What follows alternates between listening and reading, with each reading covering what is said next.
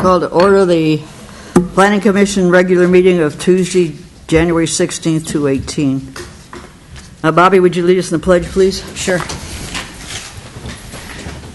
I pledge allegiance to the flag of the United States of America and to the republic for which it stands, one nation, under God, indivisible, with liberty and justice for all. Roll call, please. Commissioner Knudsen? Present. Commissioner Monette? Here. Commissioner Pont? Here. Vice Chair Hardy is absent. Yeah. Chair Kistner? Here. The next item is public forum. This is an opportunity for the public to address the Commission on items of interest to the public that are not listed on the agenda. Because of restrictions imposed by the Brown Act, the Commission may not engage in discussions or take action on matters not described in the agenda. Please observe the time limit of 3 minutes. Open public forum, close public forum. All right, the next item is consent items. Members of the Commission or the public may ask that any item be considered individually for the purpose of considering alternative actions for extensive discussion or for public comment. Unless that is done, one motion may be used to adopt all recommended actions. Roll call vote. Approval of minutes December the 5th and December the 19th. That's 4-1. 4-2 is request for a demolition permit, design review approval and variance to demolish a 666 square foot portion of the existing residence and carport and construct a new 1,296 square foot addition and new two-car garage at 1761 Stockton Street in the medium density residential district. A variance is requested to allow for reduced side setbacks. Chair Kistner's staff would like to pull that after the Even consent. though it's 666 square feet. I 4.3 wasn't going to touch it. 4.3, request for a design review exemption to perform minor exterior modifications to the existing residence located at 1723 Dean York Lane in the medium-density residential zoning district. Now, I wanted to make a comment, but I don't know if I don't need to pull it. I'd like to do I? pull. I'd Oh, like you're to going to pull that one. Yes, Okay. please. Okay. All right. So, 4.1 and 4.2. To the approval of the minutes, do I have a... Move the consent agenda as modified. Second. Would like approval of the minutes. Do I have a motion? That was just made. You do. We did. We I We moved just the made that consent motion. agenda as modified, Oh, okay. 4.1 which is 4.1. and Roll call. 4.2. Yeah. Roll call, please. Oh, no, 4.2. Commissioner Pont? Yes. Commissioner Monette? Yes. Commissioner Knudsen? Yes. Chair Kistner? Yes on the minutes of 12-5, and I abstain from the minutes of 12-19 because I wasn't here. Thank you. Staff pulled item 4.2. Given that this was not a unanimous decision, it's important to allow each commissioner to vote the way they voted at the meeting, and so staff would like to pull that just for an individual vote. Given that not all commissioners voted to approve the project, and so therefore we need to give them opportunity to express their vote individually. You were one of the no's, and I was one of the no's. And this one was, this was 2 weeks ago, wasn't it? Mm-hmm. Or 4 weeks ago? Mm-hmm. No, this is a new one. I just want to be sure which one I'm abstaining from. No, you were here on this one. Otherwise, it would have failed. She wasn't here. Yeah. No, Oh, this she was wasn't? yeah. This was no, last was time? this was the one that was Oh, that's right. 1761 Stockton Street. It's the one that's in the cul-de-sac-ish area, isn't that You know, the correct? variance was Lester spoke at length about the variance, I believe. For two things. Oh, that yes. Okay, Is it right. is it that one? Yes, that's the one. 1761. The I one. voted yes, yeah, Mary because- Mary, okay, Mary that's- Smith Yeah. is the applicant. Variance on setback. Yeah. Yeah, okay. And I Yeah. was okay with it, yeah, after Lester You clarified, yeah. Yeah, you voted yes. Yeah. Mr. voted yes. I voted no. Roll call, please. Oh, wait a minute. No, we want to discuss this? Just an opportunity to provide an individual votes on this Okay. resolution. Roll call, please. Commissioner Pont? No. Commissioner Knudsen? Yes. Commissioner Monette? Yes. Chair Kistner? I abstain. Okay, It's the same. 4.3. You pulled it, David. Yeah, so I just had a comment on this redesign that I wanted to put in the public record. I really like it. So I think it's a very appropriate way to update a house. I love the roof lines. I love the articulation of the individual windows. And I want to encourage more effort. It looks like a very careful effort. I'm not for unit design, but I liked the effort that the architect and staff did with this particular piece, and that's the only reason why I wanted it pulled. And I was going to either pull it or just comment too for the same reason. I really love the dormers. I think it's a big improvement, but I especially wanted to thank the applicant for these really easy-to-read plans. I thought the plans were really well done. It was really easy to see how it is now, how it's proposed to be, and that was really helpful for me, and I just wanted to give kudos to whoever was responsible for that. So, thank you. Mr. Pont, do you have any? I'm not going to disagree with my two colleagues. Me too. Roll call, please. Well, did we? Oh, yeah. On 4.3. Do we have to re-motion it? Yeah. That's right. I make a motion to accept staff decision. Recommendations. Thank you. Second. Roll call, please. Commissioner Monette, Yes. Commissioner Pont, Yes. Commissioner Knudsen, Yes. Chair Kistner. Yes. There are no public hearings. The next item is 6.1, which is consideration of amendments to the city zoning ordinance, St. Helena Municipal Code, Title 17, potentially eliminating certain floor area ratio exemptions in the low, medium, and high density residential district as deemed appropriate by the Planning Commission. Staff report, please. Yes, thank you, Chair Kistner. I'd just like to note that this item was continued from the December 19th meeting due to your absence, so you could participate. As discussed in the staff report, the City Council and Planning Commission have prioritized an update to the zoning code. In addition to addressing inconsistencies and improving the usability of the code, the list of code improvements includes, but is not limited to, review of floor area ratio, allowances and exemptions, review of sign standards, review of the small lot zoning standards, and several more.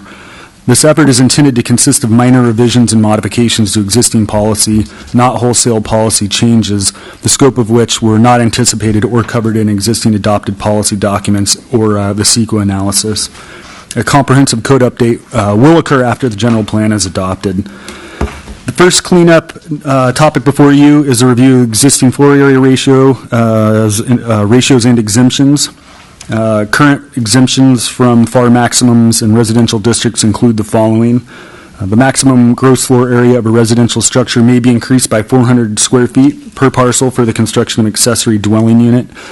Staff has concerns that elimination of this exemption could prove problematic in getting the next housing element certified by HCD, and this exemption was previously supported by the council. The next exemption is that one covered parking space of 200 square feet in size is exempt from FAR. From staff's perspective, eliminating this exemption for covered parking would result in minimal impacts to future development and architectural design, other than the intended goal of reducing the overall floor area of newly constructed homes. The next exemption is non-inhabitable accessory structures less than 1,200 square feet in size. These accessory structures do not require a building permit to construct, and therefore similarly do not require design review approval. Therefore, staff feels that this exemption essentially serves no purpose and can be eliminated without consequence.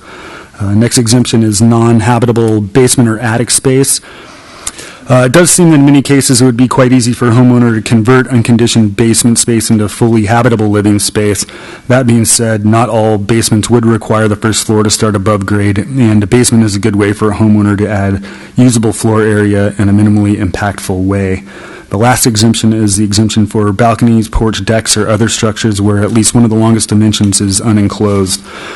Elimination of this exemption has the potential for broad impacts to architecture and design of single-family homes. Balconies, porches, and decks provide additional usable outdoor space, as well as providing architectural interest in building articulation. Additionally, these features are key elements of the historic architecture that characterizes many of St. Helena's neighborhoods. Additionally, the council has previously rejected the idea of eliminating this exemption. It is recommended by the Planning and Community Development Improvement that the Planning Commission review existing FAR exemptions described above and provide direction to staff regarding which, if any of these exemptions, they would like eliminated. And I believe Noah has something he would like to add. Yes, so you'll recall at the last meeting, some information was requested prior to the item being continued, and this was specific to second units or accessory dwelling units and how they're currently being utilized. Unfortunately, staff didn't have the capacity to fully vet that question. However, in an effort to be responsive, we were available or aware of a survey that had been done previously where the city surveyed owners of second units, and only 13 of those owners responded at the time, and 4 of the 13 indicated that their second unit was being rented. So just kind of anecdotal information from a survey that was done not recently. So the information is 2014. It's from 2014. That's right. And in an effort to provide that information, staff provided a St. Helena Star article as an attachment to this staff report. There's some other information in that report that was not relevant to this discussion. So it's on page 63 of 70 that the numbers are identified where approximately 1/3 of the available accessory dwelling units were being actually used as a rental unit. So just anecdotal information for the commission to consider. And then further, one item that was identified in the staff report, but with minimal discussion, was the option for the commission to reduce allowable FARs in some or all zoning districts across the city. So there's just additional option for the commission to consider in their discussion of this item. With that, we're available for questions and look forward to deliberation. Any questions of staff? Yeah, I have a question. Wasn't one of the options, I maybe need to look at the video again, but wasn't one of the options identified a month ago to keep the FAR exemptions as they are, but subsequently or instead reduce square footage sort of across the board that would allow, therefore, the exemptions to exist to encourage second units and this, that, and the other thing, but to sort of then lessen the total mass that's allowed on a particular piece of property. Am I wrong? Well, that was the last. I think that was the last choice. It is simply to lower the FAR, and that would be doing what you're saying. That option is available before the commission.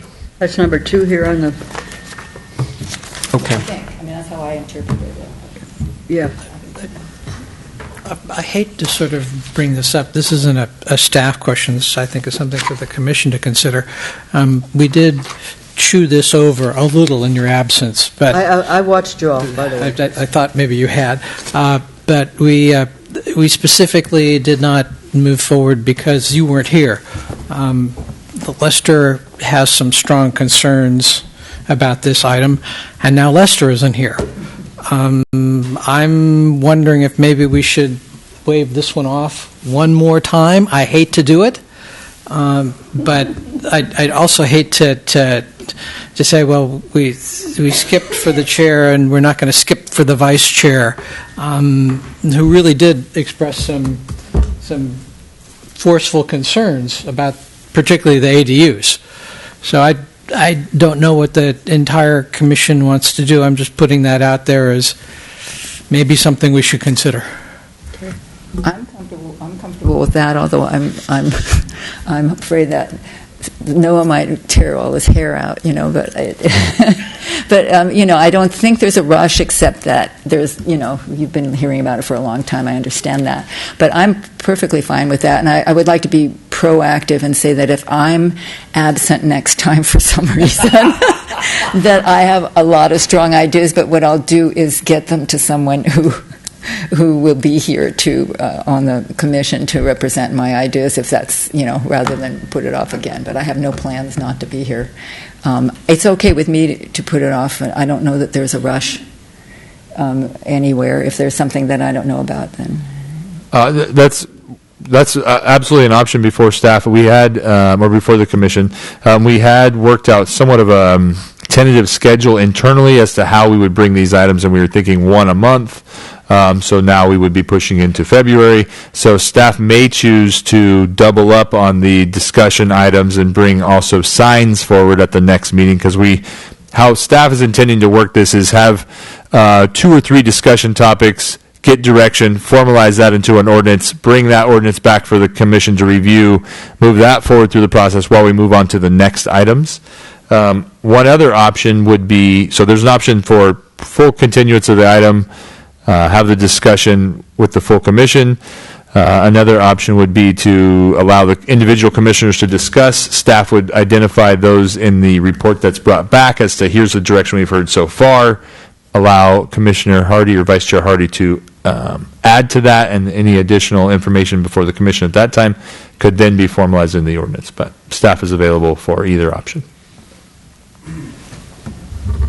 I'd like to just suggest that we follow John and Commissioner Pont and Commissioner Monette's suggestion just to table it for another 2 weeks. It may back us up a little bit. Maybe you could give us some visibility into our pipeline later on of potential things to look at. I know you're going to do that, but If the agenda doesn't look too bad next time, maybe we could double up. I mean, Well, I would like to at least hear public comment tonight, being we have some people here to talk. So I'm going to open public comment. Someone have some public comment to make? Well, I'd say it's time late. No, you have to come up to this podium, please.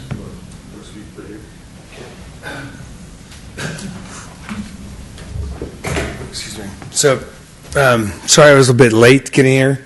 I had trouble finding the boardroom. Anyway, it's first time here, but we're the ones on 1723 Dean York Lane. What is your name? You're done. Yeah, so 4.3, right? Yeah. Was what so I just wanted to clarify because I didn't have the agenda, my mistake. But anyway, so thanks for your comments, and we're going to move on. It sounds like, right? So, both guys. So anyway, thank you.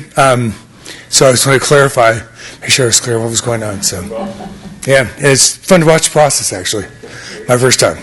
Come back and see us some other time again. I will. Okay. Mrs. Stevenson?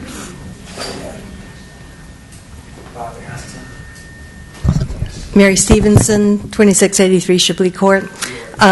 Sorry I'm late, too. You guys are quick, unlike the council. I just wanted to make some comments based on the notes here, that the staff notes. I know that the changes in FAR that were made many, many years ago were to promote second units for rentals for people in the city to help with the housing. But it really had some unintended consequences, and we've been talking about those consequences now for at least 4 or 5 years. And I think that what it really did is let people build larger houses. It has not really provided us with a lot of housing for other individuals.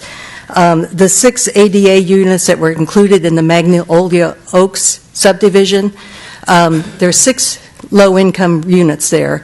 2 of them are occupied, and they're the houses that were the low-income houses. Those 2 are occupied. One is rented out at a very low-income rate, and the other is lived in by one of the adult son of the owners. The other 4 units are not rented. So only 2 of those 6 units are rented.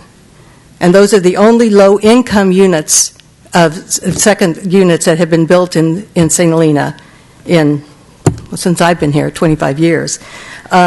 Also, it says that since 2010, 22 additional ADUs have been built, and it doesn't seem to me like it'd be that hard to look at those units and see if those are used as rentals, market rate rentals. It's only 22. It wouldn't be that hard to do. And I'd also be curious to know how many of those homes have full-time residents in them. And if you want to give us the addresses, our town will do that on a confidential basis. So I really think that since 2014, we've been talking about this, and we haven't never validated that this is working. And I don't see why that can't happen. And maybe it can happen as part of the housing strategy that's supposed to come up now, that is the City Council's doing now. And the other comment I wanted to make is that the housing element that we have now and the one that preceded it really made it difficult for us to build any affordable housing in town because it was all based on ADUs. And the consultant who did that, Ms. O'Rourke, she said that that the city can't regulate who lives in second units or whether they're occupied at all. In order to count legally towards the city's RENA numbers, a second unit only has to be intended for occupancy. And this is a strategy that Piedmont, Atherton, Burlingame, Ross, all the high-end areas in the Bay Area use this strategy so they do not have to build affordable housing in their communities. I got one more thing here. She also said that the city is not required to build any housing. The city is just required to make sure the zoning is in place and that there aren't any constraints to development in housing. And I think that our attitude in the past has been, let's do what we have to do to be legal, but not let's do what we have to do to house the people that work in St. Helena. And I've seen a change in perspective on the council, and I think in the community on that in the last couple of years. But I really do think it's important for you to address the fact that having ADUs does not solve our affordable housing problem. And unless you really have the specifics on the ADUs that we have now and how they're being used, I don't see it as a valid way to go forward. I know that the state law has been changed so that we need to have ADUs, but just allowing people to build lot to lot in St. Helena, particularly on, you've seen the houses that have come through for planning, is not solving our housing problem. Thank you. Thank you.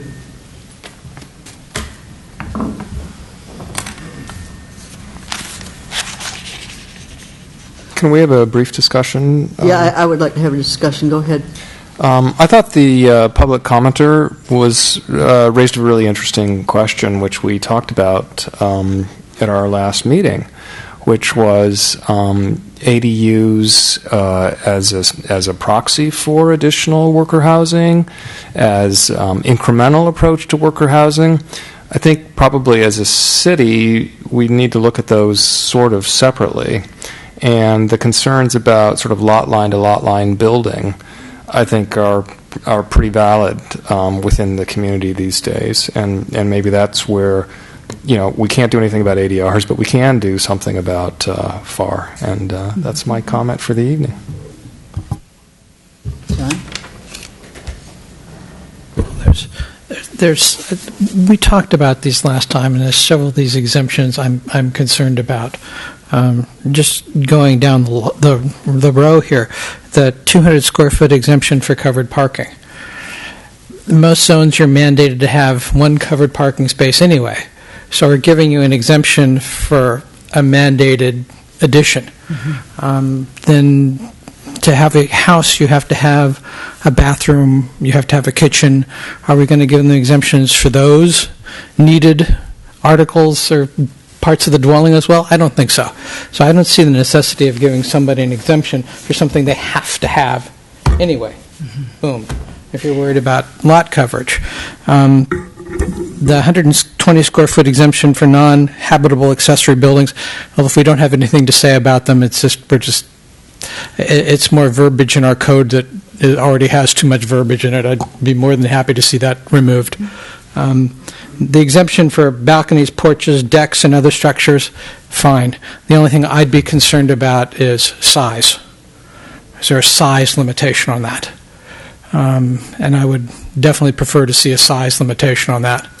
So you couldn't cover, 3/4 of your backyard with a deck or a patio that's covered and then say, well, I'm exempt. Right. So I'd like to see some size limitation on that. On the big one, the ADUs, I really do agree with that we need some data. Yes. Without data, we're sort of shooting in the dark. and making policy or suggesting policy to the council without having any kind of even sketch numbers. There's a fraction of the community that feels that the ADUs are a good thing and are being used, or at least could be used as low-cost housing. And then there's a fraction of the community that believes that the ADUs are simply, what did I say last time, a place to put your child learning to play the piano, weekend guests, and the occasional obstreperous teenager. And I think that's a valid concern. As far as the city taking credit for it and our housing element, now that the states changed their statute and ADUs are a right, not permitted by us, it's ministerial, I'm not so sure the argument would be that we're stopping ADUs if we eliminate the exemption, because you have a right now to put an ADU on it, with pretty broad parameters, too, as I understand, under law. So I'm not so sure that the state could nail us on, well, you're eliminating. No, it's now done by right. You guys have changed statutes. So my last concern, whatever we do, whatever we're going to recommend to the council, I would sure as dickens like to see a sensitivity analysis run on it. What is this going to do and how is it going to do it? The city recently had a whole falderall around a new set of policies that didn't have a sensitivity analysis run, and it took months and, I don't know, $100,000 to fix it. I'd rather not go down that road again. So that's my 6 cents worth. So I guess we are having a discussion. Is that, or somewhat of one? Okay, so should I? Well, I think that we should give them all the information we can give them so that they can go back and answer some of these questions. Okay. So that we don't have to go through that next week or the next time it's on the agenda. Okay. So that's why I'm letting this discussion go forth. Okay, so I would like to voice agreement with Commissioner Ponte's. Ponte or Pont? Pont. The E is silent. Sorry. I'm never silent, John. He didn't say he was silent. He said the E was silent. Yes, about your comment about having to have the data. I have a second unit, and I was not contacted in April of in 2014, so I didn't have a chance to respond. And also the purpose of the ADUs is, I mean, it can be counted. I don't know what the new laws, if I think it would make it even less, even more wiggle room. They can be counted when you're using the housing element, and many times there are ways that are pretty labor not intensive for cities to get data on second units. And Kathy Kolder and I did a presentation to the City Council many years ago on second units, and we had interviewed people from 8 cities in the area and who did have the forms and the protocol for conducting the kind of data collection and analysis that you're talking about. So it can be done, and it is not too horrible, and I can help with some of that stuff too. Should we ask our town, St. Helena, to help some of that? I don't think so. I think that was another thing I wanted to say. I think that should be done by the staff. I think should be done by people who are accountable to, this is a government issue, and I think it should be done by the staff or people who are on the committees or on the council. I mean, that's my personal opinion, but I don't think any private entity should be involved in getting that data. It really should be done by the city to be transparent and objective. That makes a lot of sense, but we could certainly take input from anybody. Sure. We can accept input. It's public comment. Sure, so. Totally. Yeah, and anyway, so I really, really think there's no way to make an informed vote or informed decision about that issue without having that data. So I agree with that. And I had some other concerns. Let's see, I know that we have been asking to look at this issue for quite a while. and that we've given direction, and so is the City Council, to NOAA to get to deal with this. But even so, I had a couple of concerns, and I was wanting to talk to the rest of the people on the commission tonight about should this be part of an overall design guidelines and housing policies review process that would maybe include at least one joint meeting with the City Council rather than be a piecemeal, just by itself consideration. Should FAR be adjusted by neighborhood to neighborhood to best reflect what is best for the overall design policy of the city, once we would know what that was? And should this be a piecemeal stopgap recommendation, or should we wait for a more comprehensive context, which is kind of a repetition of the first two things that I was saying? So those were couple of ideas that I was going to bring up to find out what the rest of the commission thought. But since Lester's not here, I mean, I'm just putting that on the record, so that could be maybe something that we could discuss next time when Lester is here to talk about that aspect of it. That's about. Oh, yeah, and I wanted to say that I was in favor of, exempt of getting rid of the 200-foot, the 120 square foot exemption, and the decks and porches, because sometimes that can really add to the massing feeling of a house, or at least have some stipulations. I could go along with that. I did not want to exempt the basements, because I think it's important to encourage building down. I think that's a good idea when it's possible. It's a way of getting more square feet without having impacts on the neighbors. If it's not going to do anything to the rivers, the underground rivers, or anything. I don't, So I was for getting rid of all the exemptions except for that one. I thought we should keep that one. But again, I haven't heard all the discussion that you guys might have and that Lester would have. So I'm certainly open to hear other ideas. And my comment.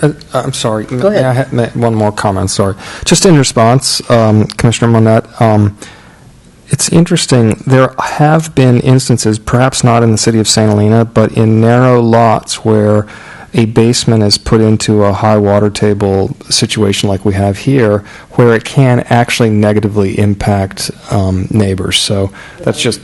Yeah, so it's not like there are no impacts of additional square footage, even if the additional square footage is, underground, so to speak. Right. It's still mass. It's just not mass above ground, and mass still has some consequences. That's my only small comment. But I was thinking certainly in terms of design or neighbor. I hear you though. I mean, absolutely, I'm aware of that. If I can chip in on that one, I would also. I think this was brought up last time. You had concerns about water flow in basements. And I think that's a fair concern. But I think we also need to consider that this is a way of adding square feet without adding to the apparent mass of the structure. And I would be in favor, if all the engineering ducks are lined up in a row, of allowing an exemption for habitable basement structures, as long as they don't rise too high above grade. I wouldn't want to say, okay, you could be 8 foot above grade and have a foot of basement, and that makes it a basement. I imagine if you were 2 foot above grade and had 8 foot down, I would be more than happy to call that a basement. So it depends on the engineering and how much we allow above grade. But I would be more than pleased to give an exemption for habitable basements, just because it adds space without adding massing. Is there a current definition of basement in our code that you know of? Yeah, there is. Is that it? It's 2 feet. It's like 4 feet. Oh, interesting. Okay. I guess it's my turn. The boss speaks last. I'm going to address the basement first. I like your language in your staff report. I would go along with the basement, if it's a true basement with no additional foundation height. That would eliminate some of the height in the buildings that Ms. Monette is basically concerned with most of the time. So I would go with that on the basement. I certainly would agree with what all of them said on the 200 square foot for covered parking and the 120 feet for non-habitable accessory buildings. The attic space we're not concerned with. I'm also very interested in, Noah, what you've said about another way of developing a floor ratio, if we could see what that would do in order to reduce, maybe by what these other exemptions would reduce. Mathematically, I think it would be pretty easy to kind of figure that. As far as the ADUs are concerned, I agree that we should not give an exemption for an ADU unless it's deed restricted. And I don't know legally what the requirements are there. I don't know what the intent of the new law is, and if it's in the affordable housing law, I would like to know what the intent of that law is. And those are my comments. Yeah, can I say something more? Because I didn't mention the ADUs because I thought that was kind of still open, but I forgot to mention. I agree with you on the deed restrictions, and I know the city of Santa Cruz took care of that in the following way. There are waivers, and there's exemption and waivers given for second units. I mean, for ADUs, and if a person wanted to change the rent, but they had to agree to have the rent be restricted, to have it be restricted. And if they decided to come out of that, then they would simply pay the city what they would have paid had they not had the waivers, and so they could buy their way out of that. And that's worked for Santa Cruz. So, and I believe the city has the protocol for Santa Cruz. They used to, unless somebody threw it out. So you can check that. But yeah, there are ways of monitoring that. I'm not sure what the new state laws, though, if they interfere with any of that. I don't know. Are you going to find that out for us, or how the state law affects these kinds of questions and issues? That's my goal. I'd like to hear from the entire commission and have some response, potential ideas on how to move forward. Well, I would like to get some. I mean, I would like to get some information. I can try on my own to do that. I think just as I keep saying, that's the last thing I'm going to say. Guess you should never say that. I think what Chair Kistner and what Vice Chair Hardy said last time. Potentially using those exemptions to reduce the main FAR might be the simplest way to manage it. So you still have the same amount, but a certain amount has to be if you use a second unit or et cetera, that might be a very simple way to, instead of some other complicated mathematical formula, just take the existing and substitute out what had prior been exemptions. So if there was a 3,000-foot home plus a 400-foot exemption and a 200-foot garage exemption plus a 120-foot accessory structure, instead just subtract all that out of the 3,000, you can build a 2350 home. Thank you.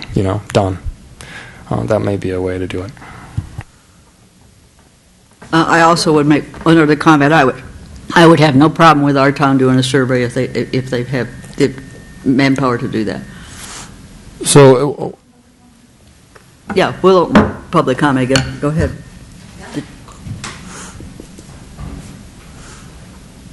Get the salt on the table now, as much as possible. Mary Stevenson, I just wanted to mention two things. One, as you well know, that the council is putting together this housing strategy for this year, and it seems to me that you might recommend that the statistics on the ADUs be a part of that strategy, and that could be funded through that and done through that. And our town wouldn't do it, but we could cooperate with that process. But I actually agree with Bonnie that it needs to be a city process so everybody thinks it's fair. And the second thing I would say is the whole Santa Cruz ADU process is on their website, and it's really cool. I mean, it's all a step-by-step thing, how you can do it and what it needs to be done. So I would suggest that would be a great thing to look at as well. Thank you. Anything else? Do you have enough to go on? Well, I actually would like to respond a little bit. So, as Commissioner Monette identified, the size and scale of homes that come before the commission, from the staff perspective, was something that was consistently an issue. So, staff chose to put the FAR topic as one of the first ones that we brought forward with this zoning code cleanup. Given that it appears that there's some additional information the commission would like, primarily regarding ADUs, but some other things, it may be appropriate that we do not use this as the first topic, because that way staff will have the time to go do the surveys, get the information regarding ADUs and how they apply for the commission prior to bringing it back. So rather than trying to get back on the next agenda, perhaps we move forward down the list with signs next while we conduct internal analysis. What I'm hearing is to do a survey of existing ADU units from individuals and see what kind of information we can get regarding how they're used. We have no control over people responding to city letters. We have no control over those types of efforts, but we can make effort, and we can make follow-up effort if we have the time. And so that's just one idea. Further, Commissioner Pont identified a sensitivity analysis, and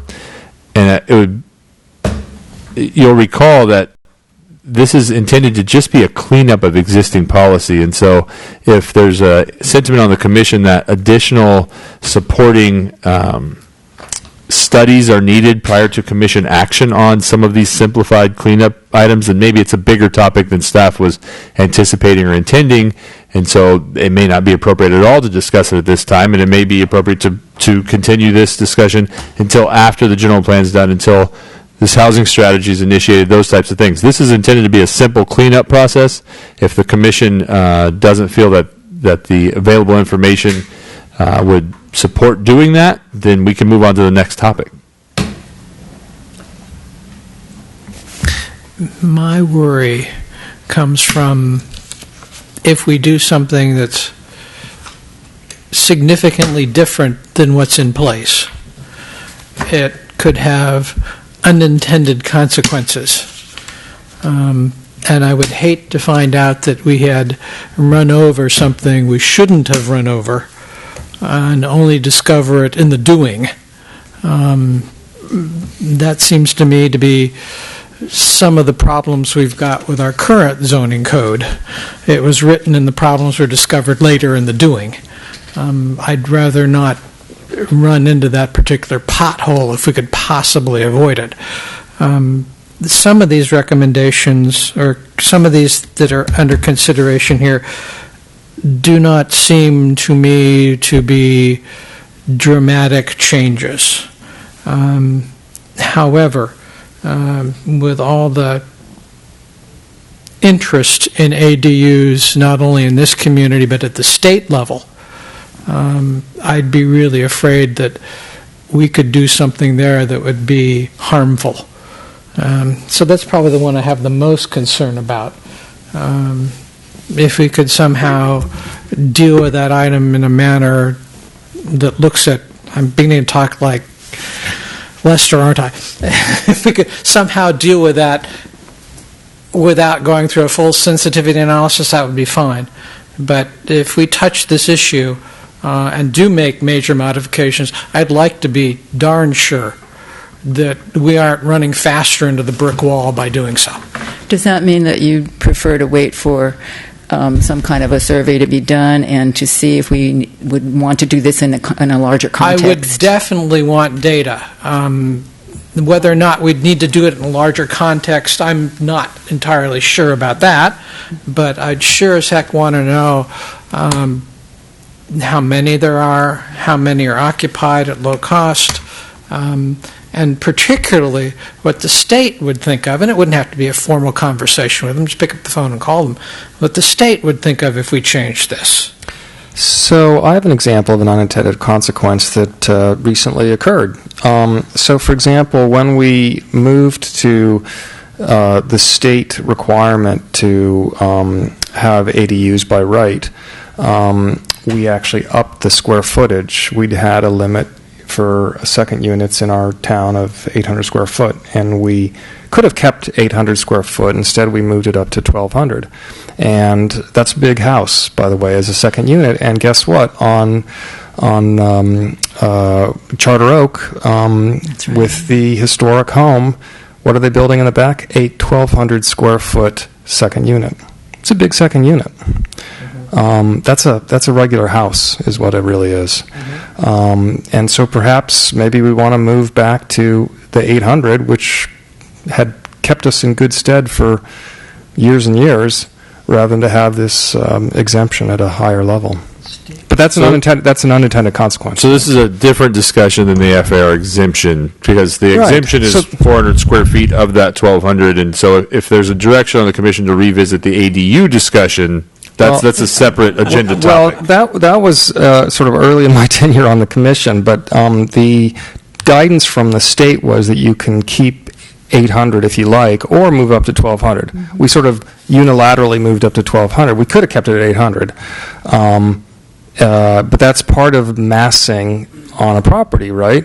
What is the size of a second unit versus the size of a primary unit? Even if it fits it within the FAR of the entire property, what's the mix between those two housing elements in that particular property? And that's within our purview to sort of determine those guidelines, and that is sort of a similar to a FAR issue. And right? even the fact that it's different, I mean, what I'm hearing is it's suggesting that we do move this further into the future so that we can get data on the question of current ADUs and occupation and so forth, and in a larger context, look at the impacts of any of these changes, what they might have with, in tandem with other changes we've made. So I'm just hearing that maybe we should have our next discussion item should be a different item, should be signs or whatever, and then we should get this one back after you've done surveys and after we've had more time to research these issues. I would definitely like to have the data. And I don't know how long it's going to take or how hard it is going to be to gather. John, when you say that, are you saying just on the ADUs, or are you saying everything on basically the ADUs? I think the others are pretty much. Would you agree that we could vote on the others possibly? I think we could possibly move forward on the others. I mean, the 120 square foot.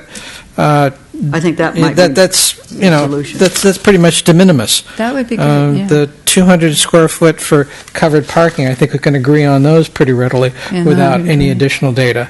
It really is the ADU that I think, more or less because of the entanglement with our housing element and the state, that drives the concerns here. I'd be comfortable voting on those tonight. Voting on the. No, I wouldn't be comfortable voting on tonight because I still want to hear from Lester. Yeah, but I do too. And there's still the one discussion item that we do have, I think, could take some time, would indeed be habitable basements. But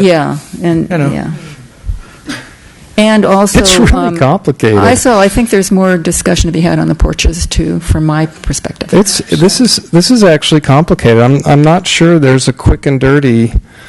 I mean, when you talk about unintended consequences, I think there's maybe more to this. I'm wondering, Director Hausch, if there's some natural bundling of these sorts of things that are in the cleanup, that like right now we're so focused on ADU with the FAR, but are there other elements of sort of sizing and massing that sort of play?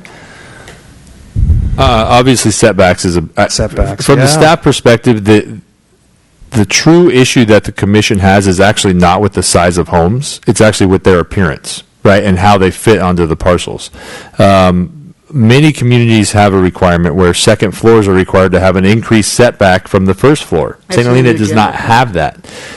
From the staff perspective, a lot of the concerns over massing, I think, are driven by that lack of a second-story setback requirement.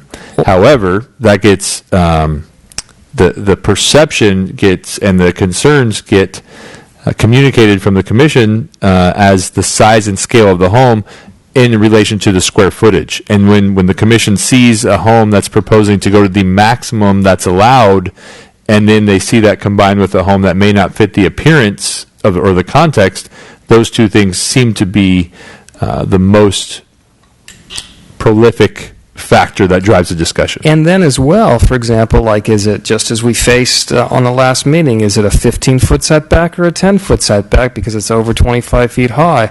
Or what about the auxiliary units, which are actually only a 5-foot setback or a 3-foot setback, in fact, and can be in the front of the house. So it can actually be closer. It's sort of, there's some weird aspects which I don't necessarily think. To me, a setback on the second floor, I'm not sure that, to me, that's less important, but massing is important, and sort of, how much of an impact on neighbors. The interesting thing is, as we face the issue with the 25-foot roof line a month ago, the neighbors were incredibly supportive, so that makes me think, oh, okay, as long as the neighbors are in, great. Not as a general, possibly as a general rule, or maybe not as a general rule, but for other places where people are like, we're really upset about this, but there's nothing you can do, then it strikes me that then we need to sort of look more closely at the code itself, right? One of the things that we've got that is starting is looking at design guidelines. And I think a lot of this could, or I hope will, be addressed between a combination of the new general plan and the design guidelines. But at this point, I think we need to proceed with what we can proceed with. And I think much of this in this staff report we can proceed on. And I agree. So I would be in favor of moving on what we can move on. Holding back on the ADU because of all the complications involved in that. But I'd also be in favor of waiting till Vice Commissioner, or is it? Sure. Vice Chair. Vice Chair Hardy gets back. So we have a full house when we move forward on this. Not too massive, though. One story. Thank you, Director Hausch, for helping guide us through this. It's complicated. I think it's super complicated, and Commissioner Pont, there will be unintended consequences, sort of regardless.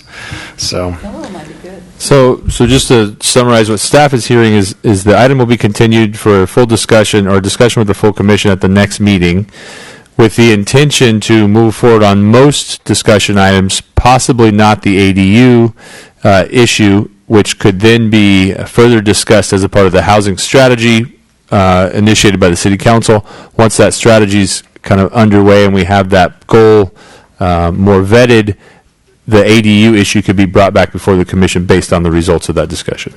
Are we okay waiting for survey efforts to begin, or do we want survey efforts to begin? On what? On ADUs. We just got through saying that we were going to hold off on the ADUs until after the housing. Hold off more, but I was wondering if we should hold off on that aspect if we feel pretty certain that we need that data before we could make any responsible decisions on the ADU issue. I don't know. I'm just asking. I think what you need to do is ask the housing committee to look at the ADUs. Yeah, as I think staff could move forward with at least identifying the location of all the ADUs built within some time frame, identify those, and then notify the housing group that's formed that we could do this survey. There's an interest from the commission to get this information. If it becomes a part of the mix of the discussion, I think it can only help. Okay. Okay. So we'll look forward to a full discussion with the full commission, getting some clarification moving forward, absent any action on the ADU specifically until further information is provided by the City Council through their housing strategy. I agree. Great. Everybody agree? Okay. Yeah, sounds good. Okay.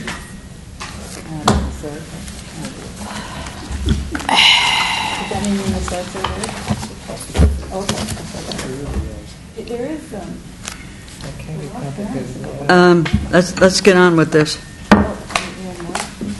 So So I actually have a little bit of an interesting department report to give tonight, so we're not quite ready to wrap up the meeting. As many of you are well aware, the Hunter EIR contract was approved in December. Staff held a kickoff meeting with the consultants last week to begin that process, so a scoping meeting will be scheduled on the EIR process. It's just important for the commission and the public to know that that is moving forward and that will be beginning. And I will be working on some potential dates for that in the near term. Similarly, on January 9th, the City Council approved the General Plan EIR contract with Dayit and Bhatia, a very reputable land use firm out of San Francisco. In that meeting, they requested that a joint meeting with the Planning Commission be held very early in the process in order to discuss the scope of what the consultants will begin to work on, ensure that all of the past discussion from the Planning Commission was fully captured in the process for the consultant to move forward. We do not have a date for that, but we are looking at one of the council meetings in February, so please keep those council meeting dates available, and if you do not have one available now, please let me know. Those are February 13th is the first council meeting, and I'm just checking my calendar. 27th. 27th is the second. So just in response to council direction, staff is moving forward quickly to try to get those meetings set. And it is important to have a full commission there in order to participate. Similarly, we have an annual fair housing workshop that's required to be put on by the city. It typically occurs in January. Given some of the logistic challenges we've had, we're going to push that meeting to February 13th. So that is occurring in this chamber, tentatively scheduled. It hasn't been confirmed yet, but we are intending to schedule it on February 13th, in this chamber. And the details are still moving forward, but please be aware of that. That is a requirement of the Calderon lawsuit, and we are moving forward with scheduling that. Will probably be 4 o'clock. Likely at 4 p.m. When all this is finalized, would you send it to us? Absolutely. We'll send an email out. It'll be posted on the city's website, all those things. And then if we're going to turn on the television for briefly so you can take a look at our website. You'll notice in the agenda packets that the tentative agenda has not been kept up to date by staff since the fires. Essentially, we've been a little bit behind, and that hasn't. Staff, myself personally, have not been able to make that a priority to keep that up to date. And so I was able to work with Zinnia Gamero, who supports the website for the department, in efforts to improve access to information to the public. And Zinnia was able to create a projects list digitally on the website, and so I asked her to give a brief presentation to the Planning Commission of how, and the public who's watching at home, of how they may be able to access that information. So I'm going to turn it over to Zinnia now for a brief presentation. Now I'll compare hers to Cindy's. Thank you, Planning Director Hausch. Good evening, Madam Chair, Planning Commission. I am here before you today to present an exciting new feature that our website has to offer that myself and Planning Director Hausch have been working on for the past few weeks, and that is public online access to all planning projects. So I will walk you through what we have created, and if you start at cityofsthelena.org, it will take you to our main website. From here, you click City Departments on this tab, and you select Planning. On the left-hand side, you'll be able to see under Planning Resources, there's a new tab called Planning Projects, and that's the new tab that we've been working on. So once you click Planning Projects, you'll get taken to this neat page where you'll actually be able to see all of the current planning projects that have been submitted. Under this link, if you click any, it will actually show you all of the city projects that are currently in progress. Each department is responsible for uploading their own projects, so I can't speak for them, but most of these are, for the exception of one, are from our planning department. So if you just want to narrow down our planning department projects, you select departments and you click planning resources, apply, and that will narrow it down to the planning projects. So this map will show you the location of each of these planning projects. So please keep in mind that I was able to backtrack to some of last year's planning projects, but I will be diligently working on all of the 2018 onward. And if you have any suggestions of any important projects that you would like me to upload from last year or previous years, I will be happy to do so. Any that you feel are important to share with the public or to have on our website. So here you'll have the location, as I said. And down here, you will see the planning project number, the address, and the type of project that it is. So if you select a project, I'm going to choose 280 Pope Street. Then you'll get taken to this other page, and you'll have more details about the project. So here you'll see the project ID, which is the planning number, the project status, which I will be working on keeping as updated as possible. So this is under review. Once it's completed, I will change it to completed. Once it's approved by the Planning Commission, then I will change that status to approved. The location of the project and then the date received, which is the date the application was submitted. And under files, and there's going to be a section here where I will keep notes and any updates that the planners provide to me, as resubmittal dates, any important notes, you will be able to see them in this section right here. And then under files, you will find the most important information, which is the application, written statements, and project plans, and any other information that we feel it's important, I will be uploading it on there. So for example, if you click on project plans, you'll get taken to another page, and this will have the plans of that specific project that the public can scroll through and look at them at home. They don't have to come to City Hall anymore and ask for a public records request. That will save everybody a lot of time, and they can do it from the comfort of their own homes. So that is very exciting. And then if you just click back, you can just scroll through all the other projects. And like I said, I will be uploading these projects as they come in. I will try my best to keep up to date and upload all the important information, update the project status.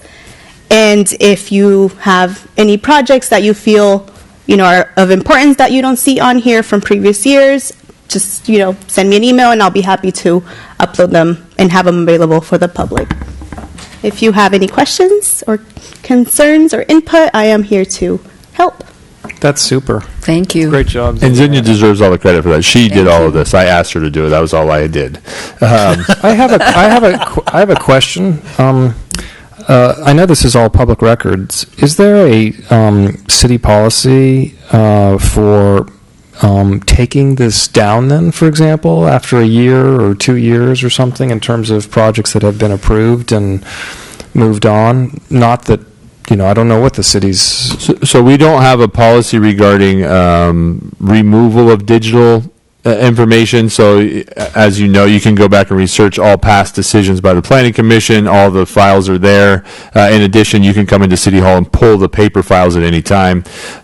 This is a new feature we're doing. It's interesting to note that the first set of plans that get submitted often is not the set that's brought before the Commission. So Zinnia mentioned keeping it up to date. Every time we get a resubmittal, we get a new digital submittal as well. We're going to be requiring that. So the set that's being reviewed currently is the set that's going to be on the website, and the previous submittals are going to be deleted. So we are not everything that's in the project file is going to be uploaded, just because it would be some redundant information. There's title reports, which are very large documents and don't necessarily get to many of the concerns that most folks would have. They would still need to come in and review the paper file if they want to see those details. It's just an effort by staff just to try to get more information out there to the public more quickly and more easily. It's actually less work for us to have this available to the public. It allows the public to access the information whenever they need to. It's just a efficiency measure that we're starting to try to take advantage of some of the information efficiencies that we have available to us. And so just look forward to more of these changes as we're able to implement them. We don't have a large IT department. We don't have a lot of these things. So it's kind of as we're able based on the current talents of our staff, and Zinnia's excellent at updating the website, and she was able to make this happen for us. She actually, many folks weren't even aware of this feature in the website, and she took it upon herself to explore that option, figure out how to make it happen, and obviously was very successful in doing so. So just bear with us, but if you have suggestions, feel free to send them in, and we'll take them into consideration and see what we can do to try to make the information more available. And this is, I just want to note, this is a soft rollout, so we're letting people know about it, but it's not the formal rollout. But because it's there and it's functional, we wanted the commission and the public to know that it is available. So we're in beta testing? That's exactly We're in beta right. testing. So Congratulations. Yeah. Wonderful idea. To my mind, it's good if the longer the information is there, the better. In turn, you want to roboticize the public information request task. So, because it's public information, so it's available for everyone anyway. So, yeah, Well, let me tell you that Cindy's been working on some of it too, and I was able to go back and look at the Planning Commission meetings in August of 2016, and yes, the other night I did that the other day. How was it? I sit there and watched the meetings. Were you horrified, or was it okay? It was on the general plan when we were working on the general plan. So yeah, it's good and stuff. that was very interesting. Yes, it's good to be able to do that. Cindy had to come show me how to get into it because I couldn't get there. And one idea, maybe once it gets to a decision point and becomes a part of the formal planning commission record, then we could take it off of this. But we're open to suggestions, and we can work on that. I think the longer it's available for the public, the better it is for you guys and the public as well. I don't see any reason not to have it there. Sure. So anyway, we just wanted to roll this out as part of the department report, let you know something that we've been working on. Like I said, I wanted Zinnia to get full credit for it because she did an excellent job. And I know many members of the public, and probably you all as well, will be very appreciative. All right, may we have an agenda forecast? Essentially, that was it. We actually have a number of planning applications that have already been filed. I think we had 4 applications filed last week, so they have not been uploaded yet, but you will see most of them, the ending projects that came in towards the end of 2017, that Church Street one, I think Pope Street was filed on December 20th. So that shows, 75 applications essentially on top of all the council and commission directed work is what we went through the department last year. That doesn't mean everything's been decided at this point, but I think we had more applications than that last year, and then the first application of 2018 is uploaded, and we will be moving forward with more of those. As I mentioned, we have a few that are already been filed that will be added to the website.